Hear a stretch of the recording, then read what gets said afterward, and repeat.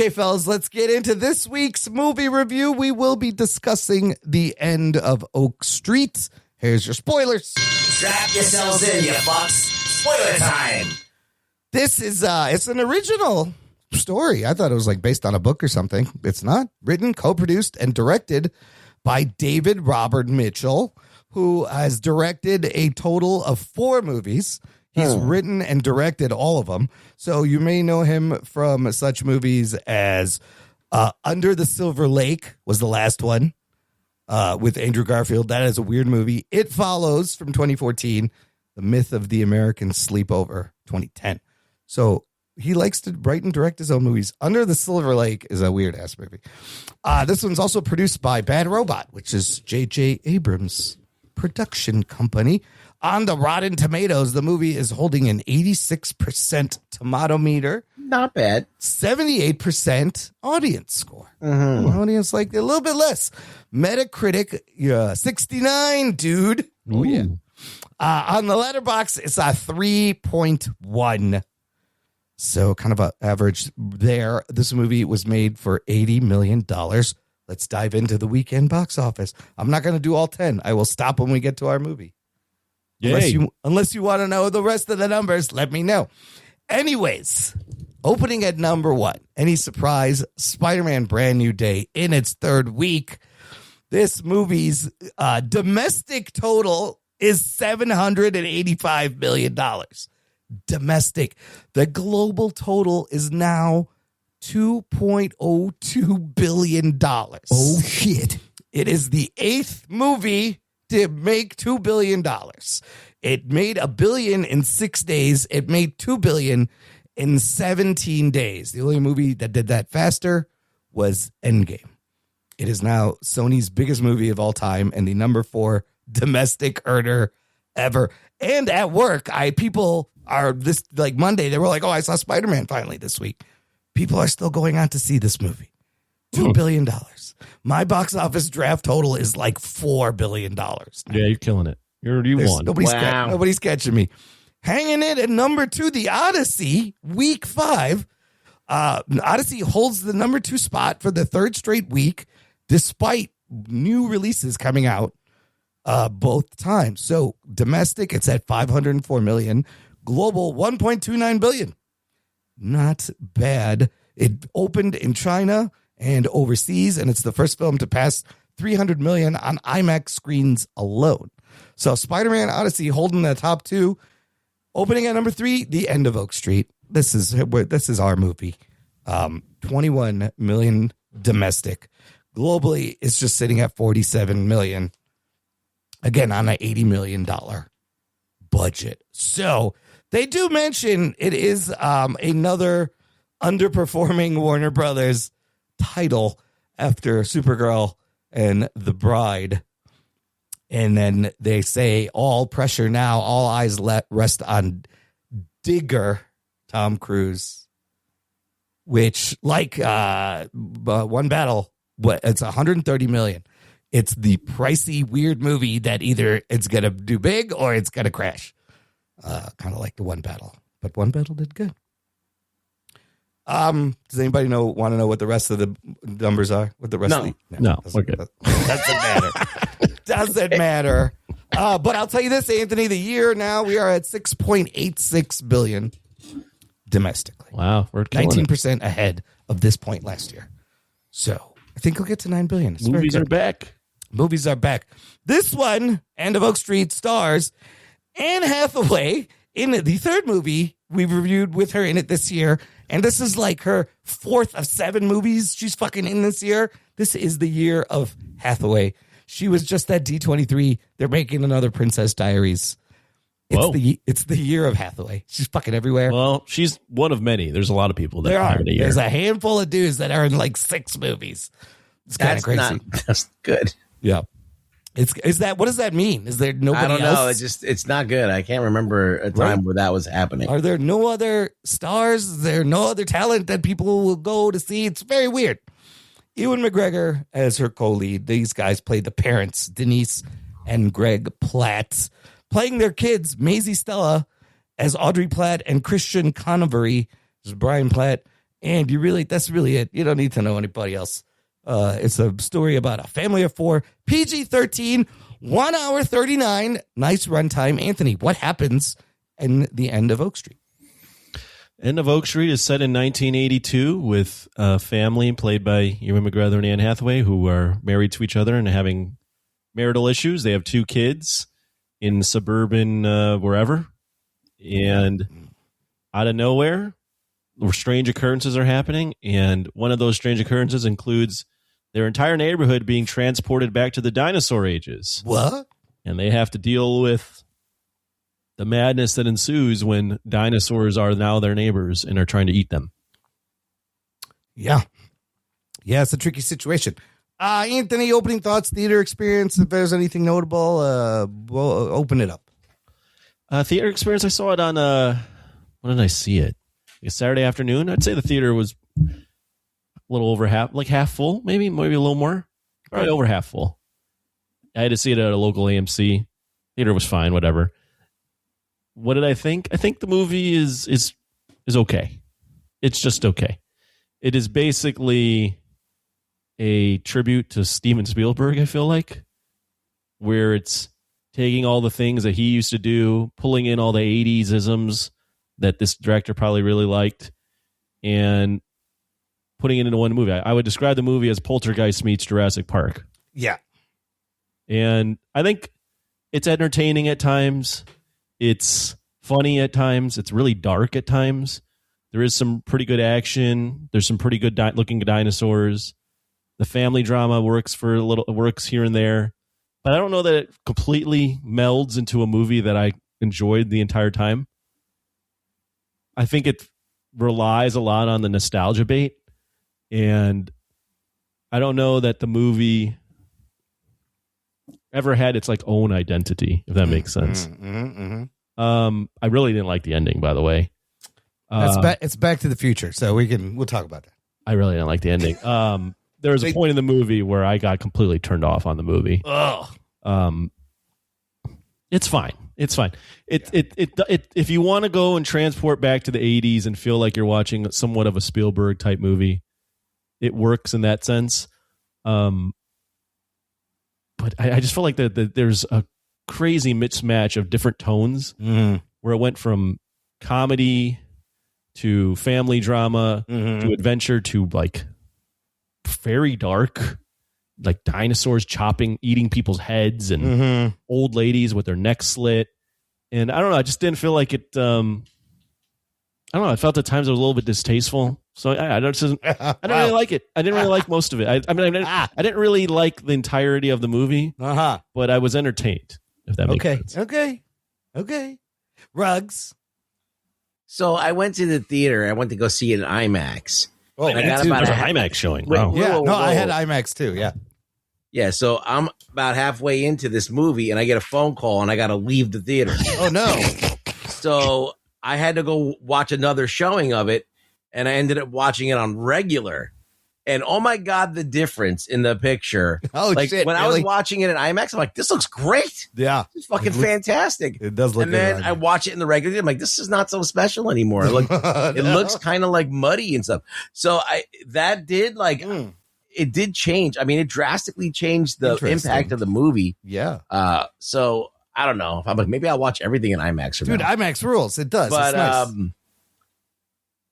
With that said, I had 2 old ladies sitting behind me that were talking to each other throughout the whole movie. Like, that's the daughter. That's the daughter. And she said, I'm like, shut the fuck up. And I turned around and I like looked at them, and they still talked. Anyway. But it's great. It was mildly annoying because they were behind me. I couldn't see them, but I could hear them. I could tune them out for the most part. Just smack them. Shut the fuck up. No one cares about your running commentary. Just shut the. If you guys don't get it, then just suffer. All right. Anyway, the movie it should not have been set in the 80s. No, because really? I don't think it really brings anything to the movie. It really doesn't. I mean, it really does. Does it really add anything great to the movie other than nostalgia bait? No, it could have. But Well, they the deconstruction of the suburbia, kind of. Yeah. The thing in the 80s. Yeah. Maybe, but like I really don't think it even should have been set in the. I don't think it does anything. They didn't really explore the 80s or anything. Like nothing really was really just the music. Yeah, maybe cell phones would have made it different. I don't know. Maybe the fact that they couldn't do that would have made it different, but it didn't really feel like it was 80s was really working. It was I think it was just like a visual thing, and that is it. It was just skin. It wasn't even skin deep. Yeah, surface level. So that was that. Then it was the tones were all over the place. Yeah. The kids acting the kids in this were horrible. The boy is terrible. He sucks. Big dick. Yeah. He sucks. The dialogue's not sorry. good He's terrible. No, he's bad. The girl's not good either. She was better than him though. Yeah, and that's like you're starting from the complete bottom. Like anything gets better. Yeah.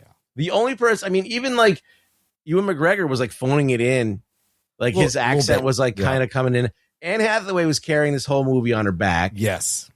The script wasn't terrible. It felt like it got to melodrama sometimes, and then it tried to be serious, and it didn't work. And then you have fucking dinosaurs fucking, and they're checking. It's just weird. Yeah. Like things happening that the lady at the library just knows everything about ancient fucking This plant has been extinct and for a then the lady million that years. works at the library has a fucking mansion. Like, I don't know any librarian that has a house like that. But it's the 80s. Who the fuck knows? It's Michigan in the 80s. I don't know. But the jump scares worked. The dinosaurs worked. The chase scenes worked. The setups and payoffs worked. I don't know if the actual script, like if this was to actually happen in a neighborhood in suburbia, would everybody just hide in their houses and not communicate? Like, I think the minute that you hear anything in a suburban neighborhood, everyone's on their front door. Everyone's congregating and trying to figure shit out, talking stuff. Like, you hear like, oh, it's a storm. Everybody gets out. Water main breaks. Everybody gets out into the street. And it feels like it didn't feel real to me. But that's how you get eaten. But they didn't know at first that there was any dinosaurs. Sure. Like everybody had lost power. Everybody would have been in the streets going, "With your power out, my power's out." Yeah. Like it just didn't make sense. It's like they wrote it that way. Yeah. So it had a lot of issues where I was like, the only thing that's working is the action. The only thing that's working is the tension building and the dinosaurs. So if you're going to a movie to enjoy that, you will enjoy that. It's done well enough for you to enjoy it. And the ending, it does kind of ruin like the big swings it takes and a little bit, but at least it's an ending. It's an ending, I guess. It is an ending. I don't understand if was there two versions of The Girl Next Door? Yes, wait, we'll get to the ending, but they essentially they pulled it back to the future, right? On the fucking thing where Marty, warns Doc enough time when he gets back so he doesn't get shot by the Libyans. She kind of does the same thing here, but there's a lot of complications and I had so many questions, but we'll get to that. I really echo all your guys' thoughts. I thought the movie was just okay. It's at times very entertaining for a dinosaur movie. But I also thought Poltergeist Jurassic Park with some Back to the Future. The dino scenes, like you said, are great. The dino scenes are fun. They're scary. And everything you said was right. Hathaway carries the movie. The boy's terrible. I like the 80s aesthetic, but you're right. They should have leaned into it a little bit more. And I also felt tonally the movie did not know what kind of movie it wanted to be. Is it a fun family like 80s adventure? Or is it a fucking scary, chomp your leg off violent fucking thing? But I will say it's almost was more entertaining than the last few Jurassic World movies because it was just a little streamlined. It had dinosaurs eating people, and that's always what I want to say. Well, it's a movie that's an hour and a half long. Yeah. So they get right to it. Yeah. But even here, I was bored sometimes. Well, what was that one scene where the girl goes in the car and she's just listening to music, and I thought something was going to happen? Yeah, that was completely stupid. And nothing happened. Here's what I wanted, though. When it ended, I was like, if you're really trying to do an 80s, this is what you got to do. The parents are on a trip somewhere. They're not around. There's never any parents. And then I essentially want the cast of the Goonies in this house, and then this happens to them, and now you have fun, quirky kids.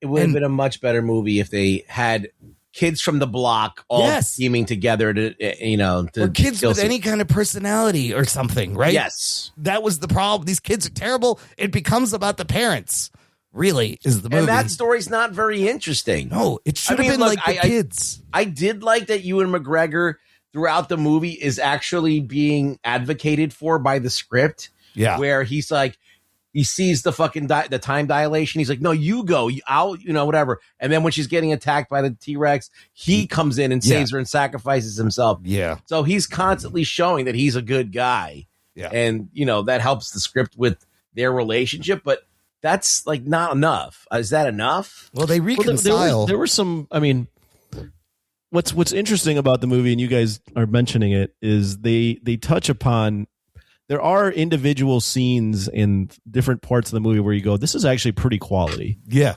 For example, I think the movie's shot pretty well. Yeah. The scene where they're in the car together and the car is being trampled. Oh, yeah. You can see like they're kind of bonding in that moment. I'm like, this is great.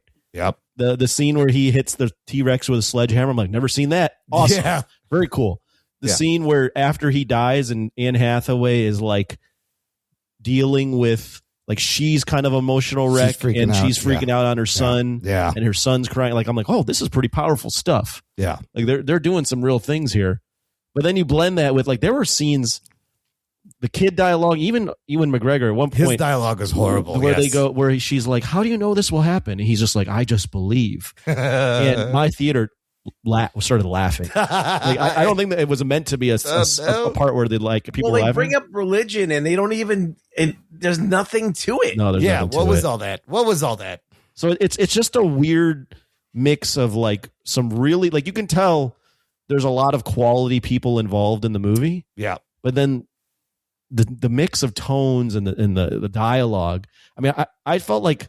There are lots of movies that mix like dark, like, for example, the first Jurassic Park, you watch that movie and you go, oh, this is a very like wonder movie. And then all of a sudden it turns into a horror movie and you're like, holy shit. Yeah. And they're kind of going for that here, but they keep bouncing back and forth between the tones. And it's just, I don't know. I felt like, for example, when Ewan McGregor dies, absolutely brutal death. Guy gets his arm cut off. Yeah, his leg first is chopped off. Was it his leg or his arm? His leg. Oh, he chews his leg off. His leg first, Gets eaten alive in front of his fucking family. Yep. And like, I'm like, oh my God, that's horrible. That's a horrible death. That's like, I was not at all what I was expecting. Yeah. And then it's like, they do the Back to the Future thing, but it's like, these kids are now interacting with an alternate version of Ewan McGregor. And it's like, oh my God. And it's like, I don't know if they would. That's also kind of fucked up too. It's like this isn't a happy ending here. Yeah, like the Jeanette, the neighbor, and her parents are dead. Like, that's dark, and them seeing their father get eaten is fucking dark. Well, they see their father get eaten, but like now you're interacting with a different version of your father that never experienced, and it's just. I wouldn't think like you wouldn't. That's not a happy ending. I don't feel like that's very happy. They were and like, and you kind of back off and you took a big swing with that. And now you're backing off. It just like. It didn't work for me on many levels, and I was really left a sour taste in my mouth. I was shocked that I was like, they fucking Back to the Future this shit? How are they going to get out of this? I do agree. I see what they were trying to do, right? With the 80s and trying to make it like, but it just doesn't quite get there. It doesn't meld together. It's just more jarring. But don't you think those kids would be like pretty fucked up? Okay, let's just jump to the end because that's where we're at, Imran. I need to talk this out. So, and just like I predicted, I was like, they're not going to explain why this is fucking happening. They don't really explain why this is Well, they don't happening. need to. I mean, the 80s movies did all the shit like this all the time. I don't have a problem with that. No, it's very 80s. And you do hear on the radio early on, they mention like, oh, solar flares are disrupting things. So you're just like, it's a solar flare. Okay.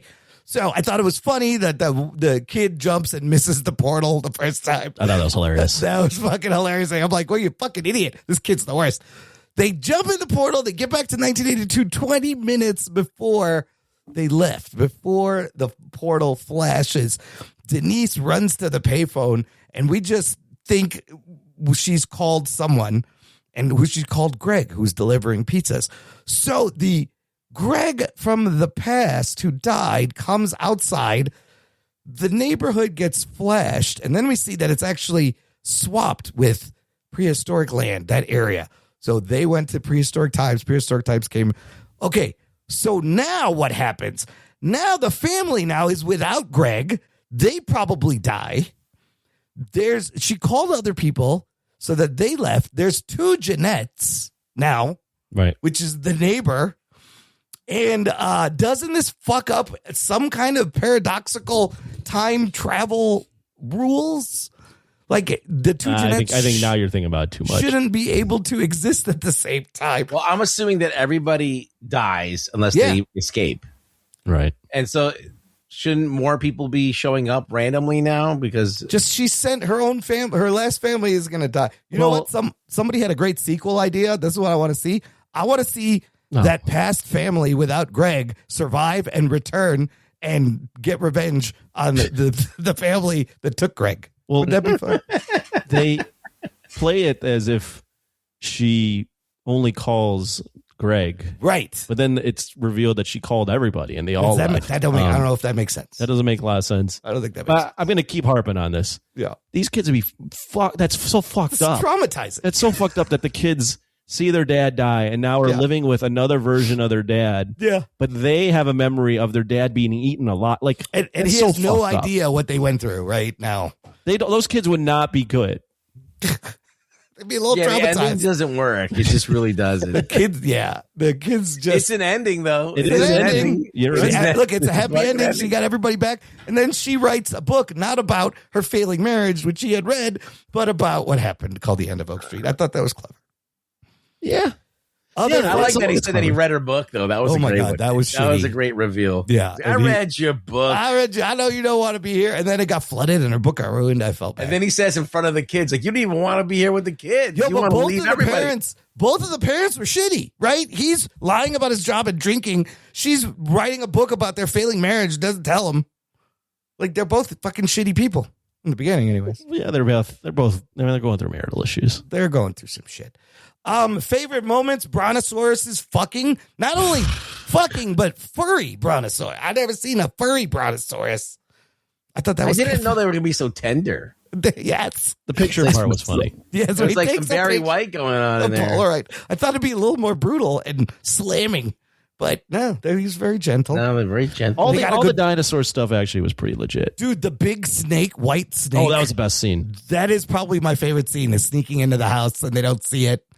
That was great. That the way it's shot, the way the music. Yeah. See, Or that's the shit right there. Yeah, it's banging against the door. People are trying to figure out how to get it. She's stabbing it.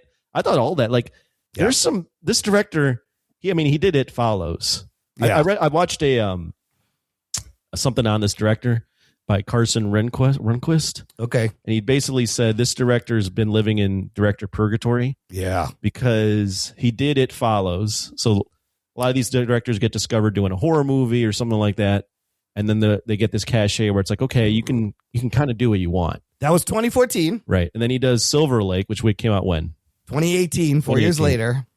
and that's apparently a really weird movie. I haven't It's seen a it, very weird movie. and all That's of a sudden it. he lost all his cachet. That Like, was- we can't trust you with anything Yeah. because your idea sucked and it made us no money. So he 8 was years. in director purgatory for 8 years until he made this. I don't know if this movie's going to be making them any money, though.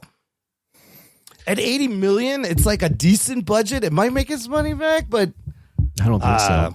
I don't know if this is going to This help. proves that you could make a cool looking movie for $80 million. That's true. Yes, and a Mika dinosaur movie that's not Jurassic related. And it had star power. It had Yeah. everything except Yeah. for a good script. Yeah, And good dialogue. And good good actors. kids. Listen, you just needed some good kids that were quirky, that had some fucking personality. You know what else I laughed at though? Speaking of that kid, even though he's a bad actor, Yeah. that scene where he's in the garage and the fucking dinosaur is like, is it in the garage? Maybe it's not in the garage. with the car and the dinosaur, and he's trying to shoot the bow and arrow, And he shoots the bow and arrow and he completely misses. Good. It's like He's not 5 feet good. away. That's the thing. At least make the fucking son like an awesome archer. Like do I thought something. that was funny. I was like, this is pretty good. This fucking kid is useless. In fact, Starbuck gets a rescue. Starbuck does more at him and saves him. Starbuck's whole storyline doesn't make any goddamn sense either. Where did he go? And how where is did he show alive? up again? How And is he alive? how did he not eaten? And how did he show up to fucking fight off the pterosaur, the pterodactyl, whatever was attacking him? What the fuck? Yeah. I would have been armed to the teeth. I would have been like B.A. Baracus. I would have been like making shit, making weapons. That's what I wanted to see. I mean, she had a shotgun. That was cool. That but was like, it. Like that. How lame are you? Don't you have any kind of survival instincts at all? Like, wouldn't it be cool if the whole family got together, made like these badass weapons, and just went out and fucking wrecked shit? The kid goes into the encyclopedias and starts looking up dinosaurs. Why? That knowledge never comes into the picture. That's not gonna help. He doesn't learn like, hey, maybe the ankylosaurus over here will become friends with it and it'll defend us or anything. Like there was. Why would it even show that? Just go to the librarian. She knows everything. Yeah, She the knows everything. librarian knows everything, including how to fire a shotgun. I love that scene made me laugh so hard because they play it so straight.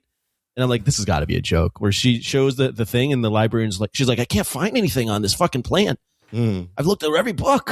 And he just shows it to the librarian's like, oh, that's this. She knew it right away. 9 million years ago. I knew about that. Like, what? She knew about an extinct plant and that from 2 million years even ago. matters. Yeah, That's it never No, like, it like, didn't. there's no mystery to solve. That just happens anyway. That's a good What's point. So they different? show us like this plant. So like weird things are porting in, and she finds out what it is. So it's just to tell us something from 2 million years ago is now there. But it's kind of pointless. Like that whole scene of her going to the library to find, you don't need it. She could be like, the neighbor could be like, what the fuck is this? She's like, I don't know. And then move on. Yeah.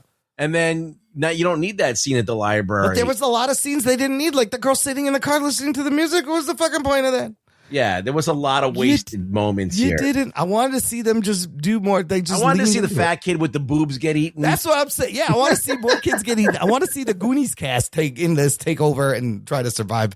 Oh man, They tried. It didn't get there. But like Michael Giacchino did the music, and in the beginning, you got the horns and the strings. It's very. Oh, what about Spielberg? What about when the bully gets him and beats the shit out That of him, was and then fucking his brother lame. comes out? That was also lame. Yeah, I feel like they didn't build that up They enough. didn't build that up at all. It didn't mean anything to me. It meant nothing. It was just like another thing that happens. It was just like, what was strange, it is like, it's written like another thing that happens because he's just like happens to be just hanging out. And he's like, oh, there's that fucking kid. It's like, Right. Wait a minute. It's clear that these two kids, the bully and his brother, are on their own. They would have been long gone. They wouldn't have been just fucking hiding out and being like, oh, Get him. get him. By the way, there's dinosaurs Forget trying to about kill the us. dinosaurs. Get him. But that scene in the house in the final portal where they're fighting off the dinosaurs and the lady comes out, she gets eaten. Like that shit was fun. No, there's some good stuff. There is some riveting stuff in there. Yeah. All of the dinosaur The dino shit tension was- stuff was good. The stuff with the tension, the jump scares, all of that, the mood and all that stuff. When it comes to dinosaurs eating people, Yeah. is all like, that's what you're going to see this movie for. That is the only thing to see this movie for. And that's it. Poltergeist meets Jurassic Park. With a touch of Back to the Future thrown in at the end to just fucking bring it on home. But all that stuff, so you put that on paper, right? You go, hey, we're going to do 80s movie. You can call it Poltergeist. You can call it whatever. Haunted house type shit with a bad dysfunctional family. Yeah. We're going to put some dinosaurs in it. And we're going to do Back to the Future. Yeah. And we're going to make it 80s. And you'd go, shit, I'd watch that. That's a fucking 80s movie. Like, that's an 80s movie with better CGI. Count me in. Yeah. Yeah. But the way the script is written, the way it's weaved together, it doesn't fully coalesce into something that I think makes a completely coherent movie. I have a question. I agree. Yes. What would you cast Frank Grillo as? Next door neighbor? Let's see. Grillo could be one of the neighbors. No, I wouldn't have been. The next door neighbor. I think that guy's actually perfectly cast because that guy has a he's punchable funny. face. He got eaten too. Yeah. On the roof. The giant Him shit. getting eaten as he's just standing on the roof. What if he's the librarian? What If if he's the editor? Him being the librarian and knowing about that fucking plant would have been awesome. That'd have been great. Frank, you know me, but what is this plant? It's from 2 million years ago. Get the fuck out of here. Wait, let's go back to that neighbor. Speaking of nonsensical things, Yeah. why would you stand on the roof with pterodactyls and just start shooting at them one by one with a pistol? Yeah, and run out of bullets. Roll out of bullets? Like, wouldn't you just It's not going to hide? end well. It's not going to end well. No. And you really thought the kids left a huge pile of shit in your backyard? How are they going to do that? That was great. Probably That's should've definitely done a it. Jurassic Park callback. Yeah. Oh, yeah. Oh yeah. When they're searching for the cell phone and the shit. Yeah. Yeah, I don't know. Does this movie make it into any like best dinosaur movie list at all? I mean, do you think it's better than any of the Jurassic Park movies? I think it's better than some of the Jurassic World movies. Yeah. The problem is no one's really gonna watch it. That's the thing is I don't think this is the type of movie where it would do in the theaters. Yeah. But then you would see it on the shelf at Blockbuster and you'd be like, I'd rent that. Yes. Like this is the type of movie where DVD and VHS would have really carried this movie, and playing it on cable. It'll do good I don't think it'll do good on streaming. No, because it'll just get lost on streaming. Whereas like if you happen, this is the type of movie that would play on like TNT. Oh, I see. Or you'd rent it. You'd be like, you know what? I didn't want to go see that movie in the theater, but I'll totally rent this for a Friday night. Yeah, like 5 years from now, you'd be like, I remember this. I never saw it. Right. But that era is gone. Yeah. So unless there's some sort of random ass hype, this movie's just going to go to streaming eventually and just die. Is this Warner Brothers? Yeah, it is. Yes, so it'll go on HBO Max. It's another not big moneymaker for Warner Brothers. What if Grillo was a dinosaur? Just giant. There's not enough Grillo. parts in this movie to be anything. There really aren't. There really. What isn't. if he's Ewan McGregor? He'd have to be the dad. Like that's it. But there's really no parts for him. The whole movie would change. Yeah, he'd have to play him like he's fucking John Rambo. Yeah. Oh yeah, he wouldn't take. He'd be like, "Give me that gun, Denise. Yeah, I'll take care of this. You go hide with the kids." He would just run out there. You just have to have him doing his best Rambo impression and just be like in the corner, like having a meltdown. Just be like, "Live for nothing, die for something." What if he's married to Ewan McGregor and he's Anne Hathaway? Oh, now I think we found the role. Anne Hathaway's the big badass in this movie. She is. She's the fucking Rambo. So you're saying he would be Anne Hathaway? Yeah. So he would be the top and Ewan McGregor would be the bottom. Same-sex couple. It's very progressive in the 80s. Yeah, sure. Oh, there was also like a little romance between the girls there. Yeah, that Did that happen in the 80s? Is that 80s or Did that happen in the 80s? or people like coming out at 11 years old or whatever they are? I don't know. Nothing's over. Nothing. Is it over, Johnny? Nothing's over. Did we win? Yo, I play Rocky. They do first blood, not me. Anyways, Anthony, give me a number. And give me a number. Final thoughts. 5.5, almost 6. Okay. Because there are like actual really quality moments throughout the movie. Yeah. And I was pretty entertained for most part. But as we've discussed, I don't think the script's very well done. I think it leans too much on nostalgia bait. Yeah. The dinosaurs are really good. But I right when Ewan McGregor's character gets horribly killed. Yeah. I got pretty turned off on the movie. I was like, that's pretty distasteful. And then the way they try to wrap that up, bring him back, is even worse. God. They don't stand on it. They do this like half-ass thing with time travel, and I just there's just no way that these kids are looking at this dad and being like, oh my God, like you just saw your dad. Like it doesn't make any sense. It would just cause so much trauma. So yeah, I would go 5.5, 5.5, 6, somewhere around there. Okay. Rugs. I'm actually in the same boat as Anthony here. 5.5. It could go for 6 just for the thrills that you get in the theater, because there was some jump scares, there was some well done tension, and it worked really well. But as a movie, it's a fun movie, but it's not a good movie. I'll put it that way. Well put. Yeah, I was at a 7, but I'm gonna go 6.5 after this discussion, and it's purely for the fucking dinosaur bits and for the Hathaway. It's fun watching Anne Hathaway. She's good. She's in a lot of movies. She's still got Verity coming out, but she carries this fucking movie. Yeah, she's pretty good. Absolutely. But fun dino shit. So if you want fun dino shit, it's different. Weird ass movie. Weird movie, but fun dino shit.